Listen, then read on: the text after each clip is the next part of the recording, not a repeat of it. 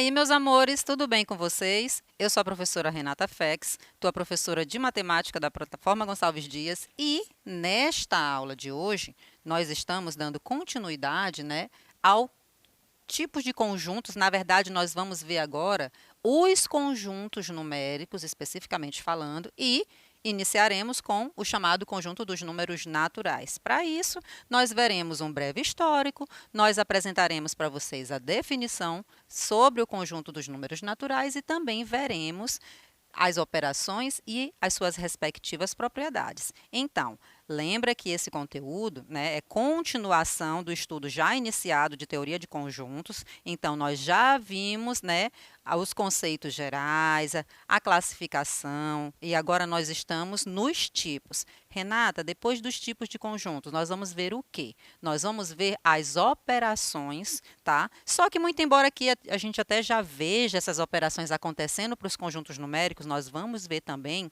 de forma geral, tá? E aí tá tudo na sequência. Todas as vezes que você precisar, tiver com dificuldade ou quer assistir uma aula novamente, não esquece, vai lá no nosso canal do YouTube, Plataforma Gonçalves Dias, e lá você vai ter acesso a todo esse conteúdo, tá bom? Então, vamos começar? Vamos começar falando a respeito desse breve histórico. Renata, o que seria esse breve histórico? Tu vai falar do quê? Bom, a gente vai comentar, o surgimento dos números, E isso, acredito eu, que você alguma vez na sua vida já tenha ouvido falar sobre. Esses números, tais quais existem hoje, eles passaram por um longo processo, de construção, de, vamos dizer assim, de formas de representar, tá? E da onde vem isso? Agora eu vou me intrometer só um pouquinho, tá lá nas aulas de história, porque, lembre, eu preciso falar um pouquinho de história da matemática. Claro, aqui meu foco é matemática, mas envolve sim a história como um todo. Por quê? Porque os números eles surgiram a partir da necessidade humana. Renata, como assim? Bom, acredito eu que você, lá nas aulas de história, já estudou sobre o homem primitivo. E lá, o homem primitivo, nesse processo de evolução até chegarmos nos dias atuais, ele precisou, se alimentar. E ele, a partir do momento que ele deixou, começou a executar algumas atividades, e de caça, de pesca, ou até mesmo criação de animais, quando ele começou a desenvolver, esses processos, o que foi que aconteceu? Naquela época não tinha os números como nós temos hoje. Então, ele precisava fazer alguma associação, ele tinha que ter noções de contagem. Claro, ele não tinha o número 1 na forma que nós temos hoje, e assim todos os demais números. Mas, ele começou, precisou de alguma estratégia para que ele fizesse alguma associação, principalmente quando ele estava, com os animais no pasto, ele precisou fazer alguma associação para garantir que, por exemplo, se durante a manhã ele saísse com os animais para o pasto, quando ele retornasse, ele tivesse na mesma quantidade. Mas, Renata, tu falou que ele não sabia contar, que ele precisou fazer as associações. E que associações são essas? Bom, na época, ele usava pedaços de ossos, pedaços de madeiras e também pedras. Então, veja, ele fazia essa associação, Às vezes, lá quando ele estava com um pedaço de osso, ele fazia um risco, um corte, um talho, como nós costumamos dizer. E esse talho, esse risco ou esse corte, cada um deles representava um animal. Então, quando era de manhã, que ele precisava levar os animais ao pasto para se alimentar, cada animal era um risquinho numa lasca num pedaço de osso, por exemplo, ou numa lasca de madeira também. E aí, os processos foram melhorando, melhorando. Ele acabou percebendo que quanto maior a quantidade de animais, mais difícil era para ele começar a fazer, continuar, na verdade, essas associações aqui. E volto a dizer para você, tá? O surgimento dos conjuntos numéricos, o surgimento dos números em si, e aqui a gente está falando já, a ideia de número natural, que a gente vai ver logo na sequência, isso surgiu de uma necessidade humana. E veja só, aqui a palavra cálculo, uma curiosidade, ela vem do latim e ela significa contar em pedras. Então, veja, todo esse processo, todo esse histórico tudo isso até se confunde, né, a história em si com a história da matemática. Por quê? Porque elas surgiram praticamente ao mesmo tempo. A ideia de contar, esses procedimentos de cálculo, tudo isso foram se desenvolvendo ao longo da história, tá bom? E com base nisso, né, nós vamos acabar relembrando, né, que houveram vários sistemas de numeração. No caso aqui, desde a antiguidade, nós temos acesso, né, até alguns deles ainda existem até a data atual, mas, né, começamos lá com o sistema babilônico. Veja, aqui nós temos algumas representações de números. Veja que para cada civilização tinha a sua forma de contar, de representar. E isso acabava que ficava confuso, né? Porque com as trocas de mercadorias, olha aí eu de novo me metendo lá na área do professor de história, né? E até misturando também um pouquinho lá com as grandes navegações, a história e geografia. Estou querendo me meter, mas aí daqui a pouco vocês, claro, né? Eles são os experts na área, eu só vou falar aqui o que tem relação com a matemática, tá bom? Então, veja, cada civilização tinha a sua maneira de representar. Então, os babilônicos tinham a sua própria forma de representar. Os romanos, que alguns na verdade, sobrevivem até hoje, em especial nos relógios, né, que ainda tem essa representação, tá? Temos também a representação chinesa no caso. Então, olha só, veja que para cada, né, momento da história, alguns, como eu disse para você, ainda existem nas datas atuais, tá? Então, passamos por várias representações até chegarmos, né, no que é mundialmente conhecido, que é essa representação, que é o sistema indo-arábico. Então, veja, esses algarismos, na verdade, todos eles que foram postos aqui, né, eles valem mundialmente. O número 1, essa representação aqui, ela vale em qualquer lugar do mundo, né? Por quê? Foi necessário chegarmos num consenso até para que os povos se entendessem durante essa troca de mercadorias, a evolução do comércio e por aí vai, tá bom? E uma outra curiosidade, você está vendo aqui, né, que nós temos, no caso, a representação no indo-arábico, e perceba que geralmente quando nós começamos, né, a falar de conjuntos numéricos, a representação do zero, o zero, que aqui não está no comecinho, né, ele está associado aqui com 1 para formar o número 10, o zero, a ausência de quantidade, foi a última representação a ser criada, entendeu? Tá curioso? Estuda um pouquinho mais, faz uma pesquisa e depois a gente comenta melhor sobre esse surgimento do zero, tá bom? Continuando aí, agora sim, nós podemos falar a respeito da definição do conjunto dos números naturais. Vamos a ela.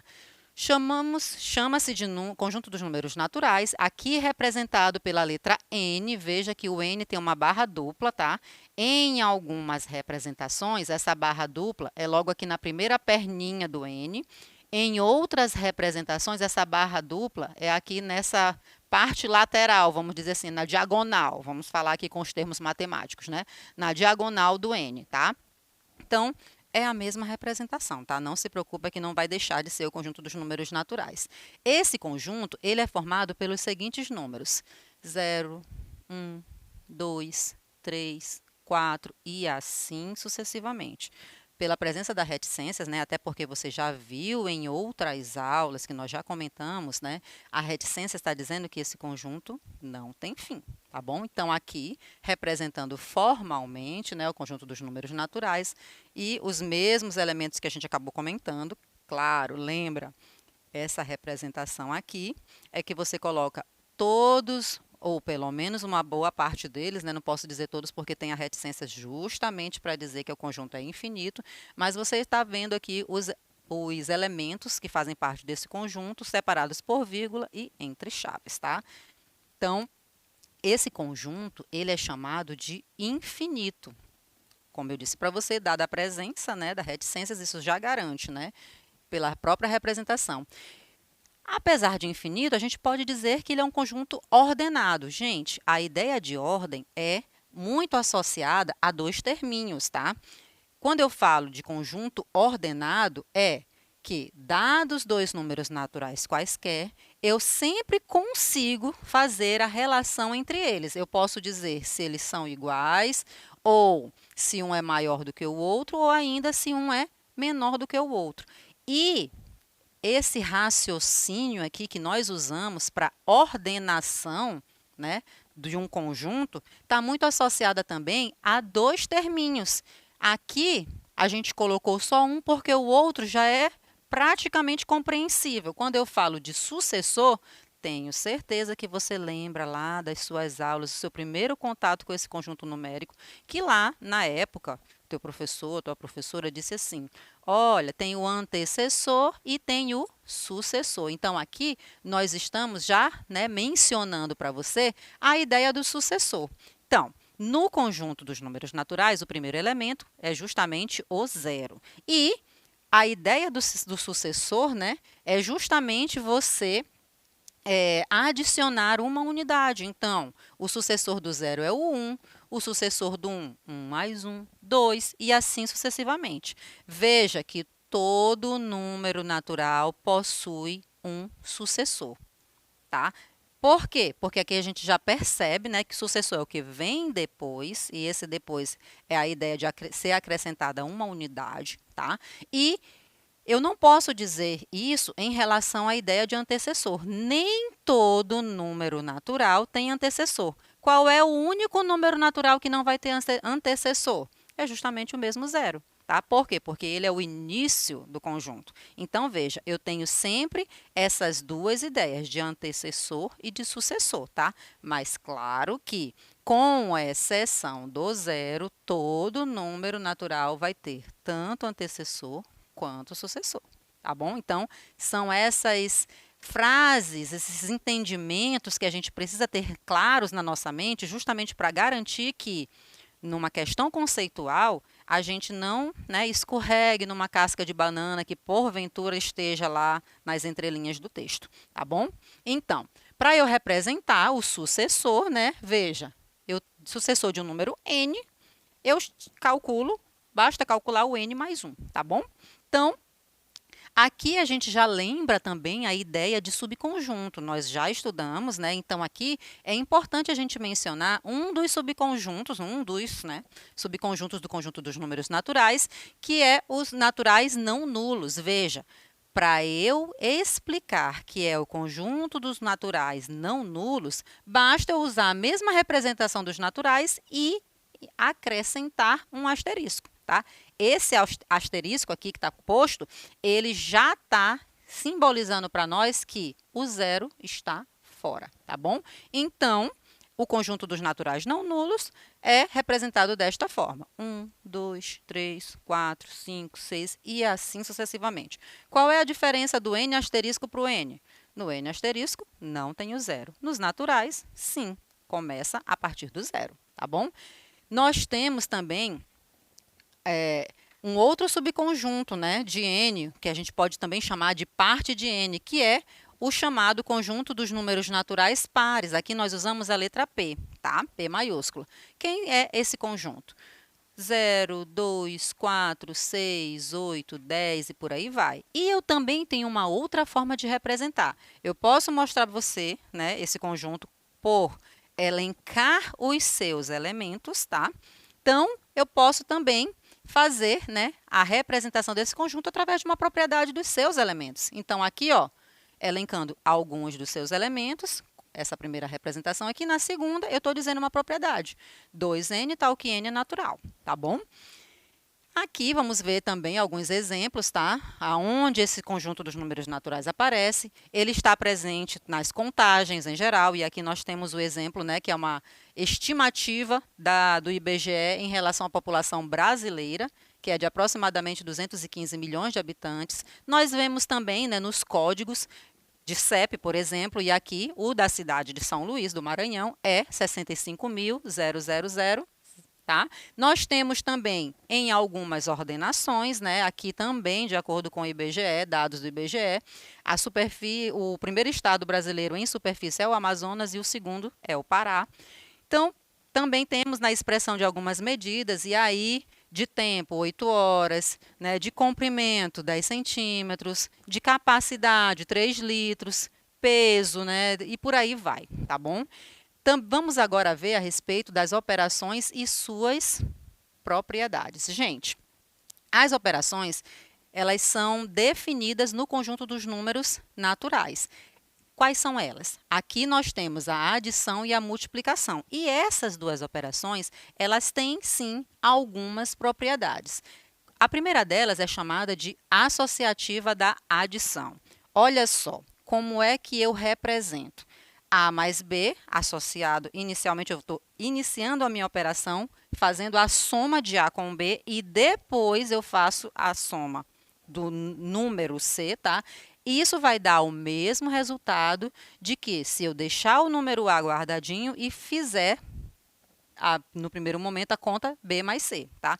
Renata, me dá um exemplo com números. Gente, faz no número A o número 1, faz no lugar do B o número 2 e faz no lugar do C o número 3. Gente, olha só. 2 mais 1, ou melhor, desculpa, 1 mais 2, 3. 3, né? Guarda isso. E aqui o C também é 3. 3 mais 3, 6. Então, nosso resultado aqui deu 6.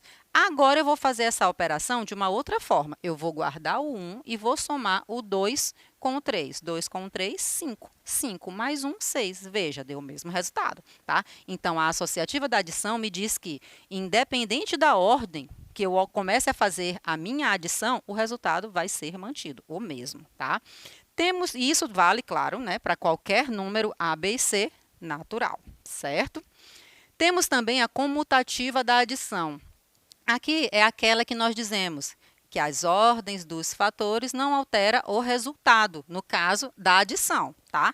Por que que eu falo resultado no caso da adição? Porque também você aprendeu que a ordem dos fatores não altera o produto. Então, tá? Vamos ver cada coisinha separadas. Nesse caso aqui, ó, a comutativa diz que, independente da ordem que eu coloque os termos na minha adição, o resultado também vai se manter. E aí eu já aproveito o exemplo anterior.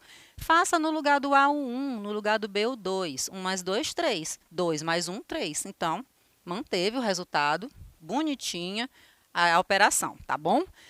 Também válida para qualquer A e B, números naturais.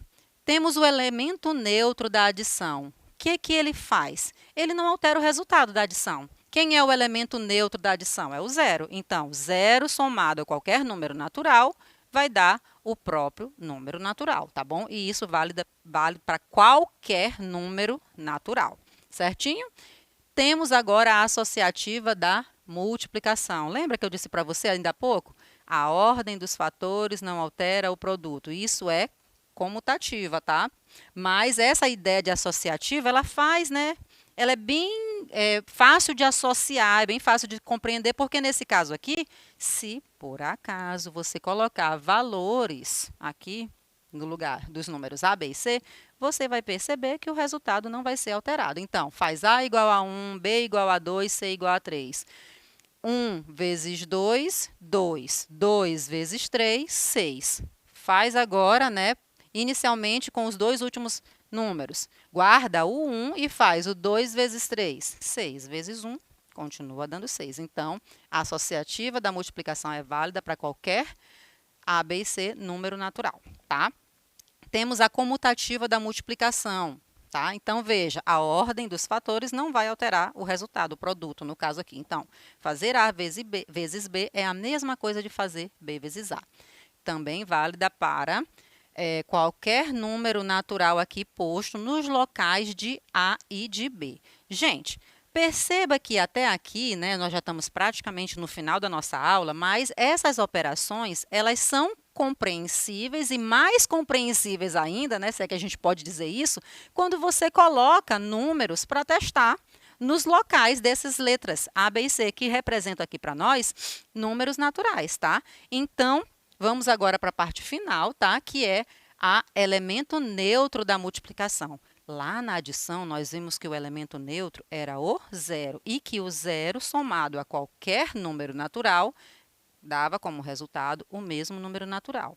Aqui agora nós estamos falando da multiplicação. E quem é o neutro da multiplicação? A unidade. Por quê? Porque 1 vezes qualquer número dá o próprio número, tá bom?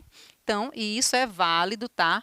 Para qualquer número natural. Temos a distributiva da multiplicação em relação à adição. Essa aqui ela é bem simples, tá? É autoexplicativa. Ó. Você vai multiplicar esse número que está do lado de fora do parêntese por todo mundo que está dentro dele, tá bom? E válido para qualquer número natural A, B e C. Espero que você tenha compreendido a nossa aula. Um beijão para vocês e até a próxima aula. Tchau, tchau!